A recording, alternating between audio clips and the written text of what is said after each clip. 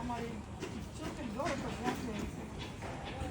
আবার মাংস বাড়িও শেষের দিকে রাইতে খাইবো না, খাইতাম না সকালে বাজারে গেলে